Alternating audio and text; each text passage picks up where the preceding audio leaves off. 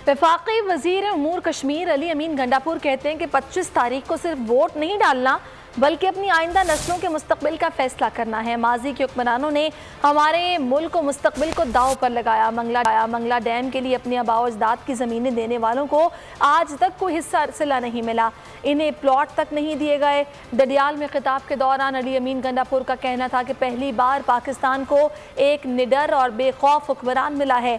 आज़ाद कश्मीर से ताल्लुक़ रखने वाले बड़ी तादाद में बैरून मुल्क मुकीम हैं। ओवरसीज़ पाकिस्तानियों को वोट का हक दिलाकर रहेंगे। यहाँ पासपोर्ट ऑफिस खोला जाएगा, यूनिवर्सिटीज़ के कैंपस भी खोलेंगे, बाकी तमाम मसाइल भी हल किए जाएंगे।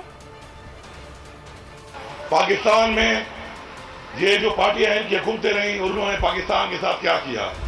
जो खिलवाड़ हमारे खजाने के साथ हुआ, जो खिलवाड़ हमारे आबाओ अजदाद की कुर्बानियों के साथ हुआ कि जानो माल की कुर्बानियां देकर हमने खिता और मुल्क हासिल किया, और वो इन डाकुओं और लुटेरों ने हाथ फैला कर भीख मांग कर हमारे ऊपर कर्जे चढ़ा कर एक आजाद मुल्क होते हुए गुलाम बना दिया। इमरान खान जब पहली स्पीच करता है वज़ीर-ए-आज़म बनने के बाद, तो वो कहता है बरमला कि अगर इंडिया से बात होगी तो पहले कश्मीर पर बात होगी, वरना कोई बात नहीं होगी।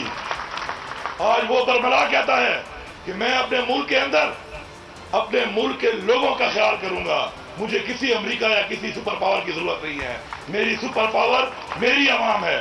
जो मेरी आवाम की ख्वाहिश होगी, मेरी आवाम की जिस चीज में बेहतरी होगी उस पे काम होगा, वरना एक ही जवाब है, एब्सोल्युटली नॉट।